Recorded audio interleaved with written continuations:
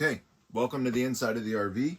Just here where you walk in to the left, we showed you earlier how to turn the lights on the outside. Next to that, there's a large knob on and off. This turns the house battery on and off. So if you're ever leaving the RV and not plugged into power and you want to make sure that everything's off and you don't drain the battery, you can just turn that to off. Right underneath the first step here is the house battery. Shouldn't be anything that you need to access, but that's where it is if we need it. And just over here to this side is a fire extinguisher in case an emergency were to happen. I like to take my shoes off when we get in, keep things nice and clean. And then we're going to come in and we're going to look over here to our main control panel. So here we have the main control panel. We have our generator control and hours. This monitors all the systems, and then lots of fancy switches. Easiest, 2 black switches over to the right. They turn the main lights on and off in the living room and kitchen. The next switch over is for an Arctic pack. You shouldn't need that. That's for sustained freezing temperatures. It keeps the black, gray, and freshwater tank from freezing. Next over is your water pump. Whenever you're not plugged into city water and using the water, you want to have your water pump on, and it never hurts to just leave it on for the whole trip. It's only going to pump water when you need it at the sink.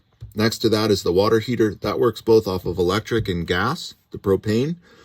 It'll heat the fastest if you leave both of these in the on position, and uses the electric and the propane to do that. You never want to turn the water heater on without having the water pump on, because you'll burn out the water heater, which can be rather costly to replace. So if I wanted to heat up the water now, either to do some dishes or just because we're set in camp, I turn the water pump on, and then I would turn on the water heater as well with it. So all 3 of these switches would be up. You've got water running to the unit, and the water will get heated up. Above that, we've got our generator control. The big black wire that we showed you in the back of the RV either plugs into your campsite or your shore power, or it plugs into the generator plug that's in the back. So you want to make sure that it's always plugged into one of the 2 of those places so you have power inside. And then if you're using the generator, just like we showed you outside, we're going to hold the stop prime button down until the hours light up. Now that the hours have lit up, we're going to hold the start button down until the generator starts. Now you can hear the generator started. As long as we're plugged in, we're providing our own power. To turn it off, simply just hit the stop button and it'll turn the generator off. Over here, we monitor our different fluid levels inside the RV. The bottom one, LPG, is for propane. Just touch that button, and over here, it's going to show us that we have 3/4 of a tank of propane. Above that is battery. This is the most important one. The battery shows full with 4 lights right now. At any time that gets down to 2 lights or less, you're going to want to immediately start to charge the battery. So that means either plug in, run your generator, or if you're driving on the road, it will charge the battery while you're driving. If the battery gets any lower than that, you run the risk of rendering that battery useless, which can be a little bit costly to replace. This a deep cycle battery.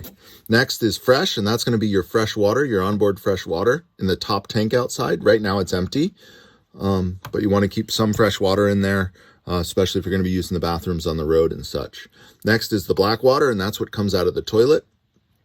And that will show you how much is in your black water tank or your sewage tank. And when it gets around 3/4 or full, you're definitely going to want to empty that out. And the next one above that is gray. And the gray water is from your shower and your sink. Again, if you look at the dumping procedures video, it's going to explain how to actually dump those tanks, as well as fill the freshwater tank at that top gravity fed. All right, now we're going to come to our first sleeping area. This is the overhead bunk area. It's got a net that pops up to keep the children or misbehaved adults from falling out of bed. Over to the left side is the ladder. It stows away here, but it very easily pops out and hooks into these hooks right here. This is a queen size bed up here. There's windows on both sides, as well as curtains that close the window and run along this track to close you in on the bed. And then there's also cup holders up here and some electrical outlets if you need them to charge anything. And those electrical outlets throughout the entire RV will only work when you're plugged in to shore power or with a generator running. Over to the far side, we have the TV. This TV stays in this position. It'll also swing out so that you can watch TV for the kiddos while you're driving. And in order to do that, you just loosen these two knobs right here and right up here. Loosen them, swing the TV out, tighten them back up, and you'll be able to use the TV. Right above me is the antenna for the TV. This will adjust to get a signal for your TV, and then we'll show you in just a moment how we turn power on to that antenna. All right, so here we have our main entertainment control panel. And this will play DVDs onto the TV. You just select DVD on the TV and put a DVD in here. It'll also take a CD to play for music. You can plug your phone or iPod or anything into the USB plug here, as well as if you just hit this pair button, you can pair it up with your phone or anything like that and play music through that. It's got two different zones. One's inside in the back of the RV, Zone A, and Zone B is outside those speakers we showed you outside. So you can play separate music, or the TV have playing in the front, and then, or I'm sorry, in the rear, and then you can play music for those that are sitting up front driving while you're on the road. Just above this, we've got plugged in a couple of headlamps here for your convenience. Please just plug them back in and use them as you need to. We'll clean those when you come back. And inside this cabinet over to the right, we've got plug-in power for the TV, the spot where the cable comes in, and then there's a little light that turns on the antenna. Behind the cable wire, there's a little button you push in. When you push that in, it'll light up green just a little bit. It's very hard to see, but once that's green, there's power to the antenna, and it'll work. And then when you're all done watching TV, you can just push that again and turn it off. We've got remotes for the entertainment system and the TV here. We've also got an electric cord in case you need it when the electricity's going, an HDMI cord, which you can plug in just up top, and that'll give you a direct connection right into the TV. So if you've got an adapter to use your iPhone or any of your tablets with movies on them to stream onto the TV, you can do that through the HDMI cord if you have the adapter. All right, and here we have the kitchen. Any of the lights that you see that don't have a switch that goes to them, there's a little button that turns them on right below them. Here in the kitchen, we've got counter, pops up to give you a little bit more room if it's needed. Sink, hot, cold, it'll run just like your normal sink. You want to have the water heater on and the water pump on whenever you're using it. Nice deep sink for cleaning your dishes, and a cover to give you some more counter space. Please make sure you don't put anything down the sink other than liquids basically that come out of the sink. They get clogged up really easily. Above the sink, we've got knives, plates, cups, and all of your items that you'll need for cooking and cleaning. For cooking and eating. And below, we've got garbage and all the cleaning items that you'll need to both clean up and sanitize things. We do ask before you bring the unit back that you give it a once over to clean it up and have it be looking pretty nice when you get back, just like when you picked it up. Below that, we've got the levels, a dish rack, and a lighter if you need to start a campfire. And the leveling video shows you how to level out the RV. Moving on, we've got hand soap and dish soap underneath. The microwave up here works as long as you're plugged into a full campsite or if you have the generator running. Other than that, it works just like a regular microwave. Here's a hood vent that will blow out any smoke or anything as a result of cooking on the stovetop. We've got some spices and olive oil and things like that for your convenience while you're cooking. And here we'll just open this stovetop up. These here are just to keep that from making too much noise as you move along the road. And then to start up the stovetop, you just push in, turn to the fire, and click this igniter. And you've got the stovetop up and running. The oven works very similarly. You're going to open the oven up, turn this, and push in to the light position, flip the igniter. It's going to light the pilot light up, and then once the pilot light is lit, you'll be able to turn to your desired temperature. The instruction manual that we'll show you at the end of this video shows you an in-depth on how to do the oven. So we're just going to put this back away here so that the glass doesn't cling as we drive down the road. And underneath the oven, we've got some pots and pans and things that you might need for cooking, as well as mixing bowls. This drawer over here has more things that you might need for baking, and some measuring cups. The fridge and the freezer are very simple to work. Up top, there's two buttons. There's an on-off button, and then there's an auto or gas button. You want the auto light to be on. That's going to choose to use electricity or gas, whichever one it decides where it's going to work best at the time. And then just leave this on throughout your trip. If the RV's off and the battery's off and everything's off, it'll just use propane to keep the fridge and the freezer cold. These freezers don't work as well as your home freezer, but they will keep things frozen, but it won't necessarily get something frozen. So if you buy it frozen and put it in here, it'll keep it that way for your trip, and the fridge will keep things nice and cold for you along the way. If you do see the check light come on the fridge, that's not uncommon. These fridges do get a bit finicky. All you need to do is turn it off and back on, and it'll reset itself. It's not uncommon for that to happen, so as you're walking throughout the RV on your trip, just take a look up there every once in a while and reset the fridge if the check light comes on. All right, so here we have our main closet and pantry. Over on the left side, we've got drawers to put all of your clothes and a nice bungee here to keep those drawers closed while you're on the road. On the other side, we like to use this as a pantry. In the very back, there's some green baskets that you can put your items in so that they don't slide around as much. And then we've got a single use or a single cup Keurig here for you. Inside that, there's also a bring your own grinds device if you want to bring your own coffee, or you can get any K-cups and use those. Keep our instruction manual up here. This has all the emergency information that you need to contact us, as well as some instructions on some things throughout the RV if this video didn't provide it for you. We've got things that you might need to store some food, some flashlights, and picnic table cover, and some barbecue items. And then an empty drawer over here for you to put whatever you need in it.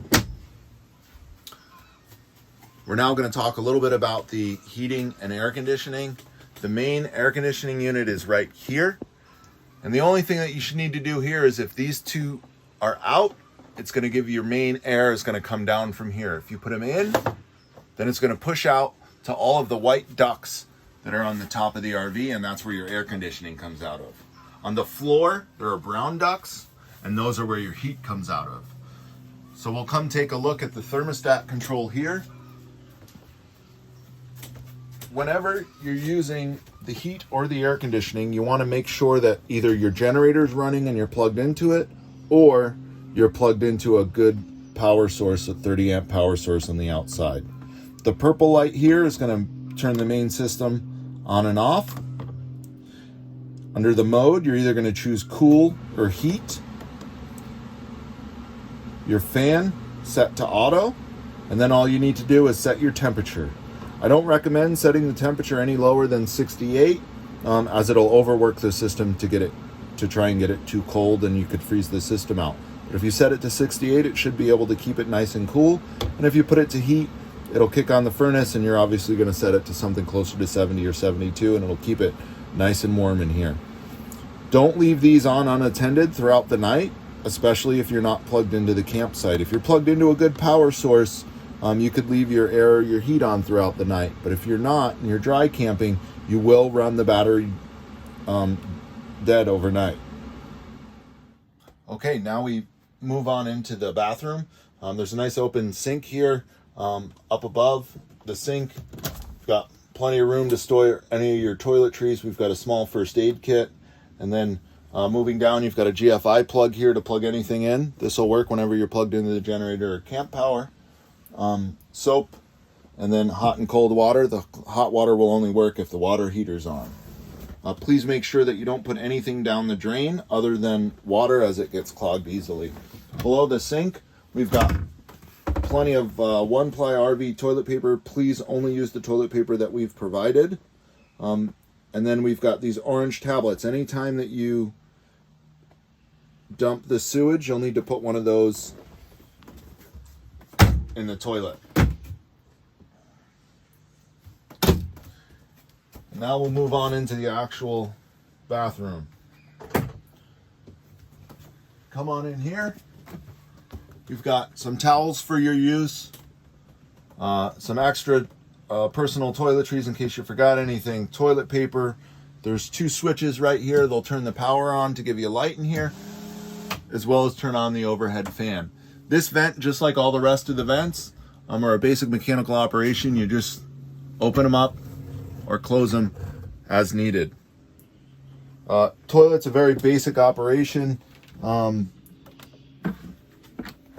Push the pedal halfway down and it'll give you water. Push it all the way down, it'll give you water, and as well as flush. There's also a garbage in here and a toilet scrubber to keep things nice and clean. As you can see, we've got some hooks here and here for you to use for towels or any of your personal items. Door closes just like this. Then you've got your hot and cold controls right here. As long as the water pump is on and your hot water heater's going, you'll be able to run hot and cold water here. As you do have a limited amount of water, there's also an on-off switch on the back of the shower head so that you can set your temperature, rinse off, turn it off, lather up, turn it back on, rinse again, so you don't need to reset your temperature. All right, now we'll come to the main queen size bed in the back here. First and foremost, there is a privacy curtain.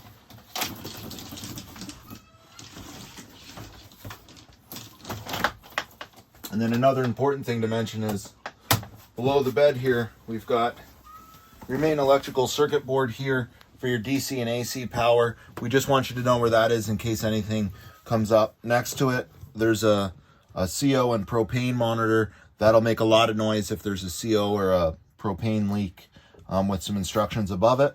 There's also an opening here to store shoes or any other items that you want, and 2 more drawers over here to store some of your personal items. There's obviously hooks throughout the RV to hang any of your clothes or sweatshirts or anything like that that you need up here, and then there's some more over here you'll see in just a moment. As you come on into the queen bed, there is an emergency escape. If you pull those 2 red handles, that whole window will open up and you can jump out the side, God forbid an emergency happens.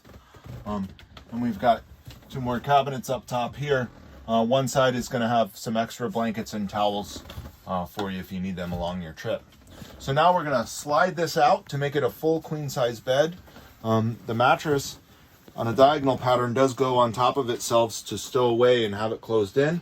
So before we open up the slide out, which I've already done, is you want to walk around the RV, make sure that there's plenty of room for the slide to go out, and have somebody stand out there while you put it out to make sure it doesn't hit anything. We'll show you a close-up of the switch in just a minute, but I'm going to hold this switch down. You're going to hear the motors go on, and the slide out will slide out. It is normal towards the end of when you're opening or closing the slide. You'll hear the motors kind of make some funny noises and readjust, and then they'll stop. That's normal. There's 4 motors and they kind of move a little bit to get it leveled out and out all the way. So I hold the button until everything comes to a complete stop. And then all we need to do is push the top mattress and we've got a full queen size bed. Now you'll be able to see the slide out right here. It's just a very basic slide in, slide out control. There's 2 lights underneath the cabinets there. Those have buttons on them to turn lights on for you if you need them at night. And now we're going to slide it back in. Before you do a slide, put the slide back in, we ask that you sweep off the top really quickly to make sure it doesn't bring any leaves in or damage the seal. And then we just hold this button down and the slide's going to come back in. Same thing, it's going to come all the way back in. All 4 motors are going to kind of make a little bit of a funny noise and get it all adjusted and sealed in nice and tight. After it's in, you want to walk outside and make sure that everything looks like it's sealed up nice and tight as well.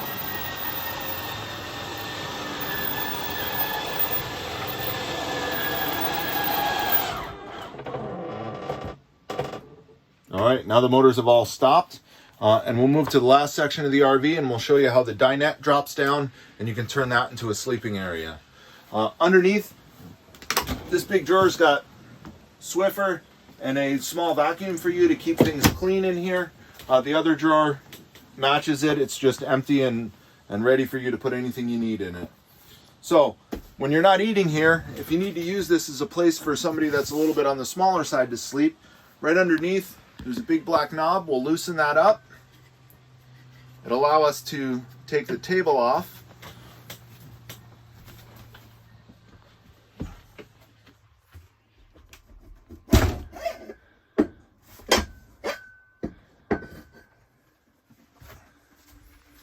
And then the pole will also come out. So, you want to find somewhere nice and safe to put this. In case you're driving, you can drive with this in the down position if you need to. You just want to make sure that you put this pole somewhere so that it's not sliding all over the place. And then, right underneath, you lift these up just a small amount, and you'll see the table sits right on the ledge right here. And does the same on the other side.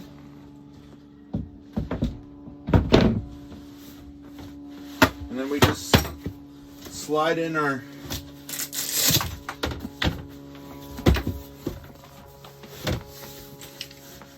obviously you want to get those seat belts out of the way, slide down all our pillows, and we've got a nice little spot for somebody to sleep. When you're all done with it, or when you want to put the table back up, just as easy to get it back up. Slide these all back. Pick up one side.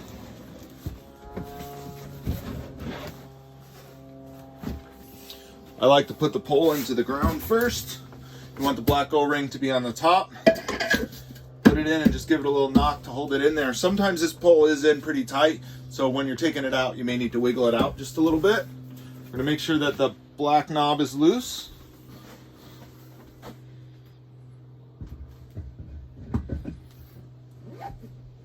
Set the table right on the pole and tighten that knob back up.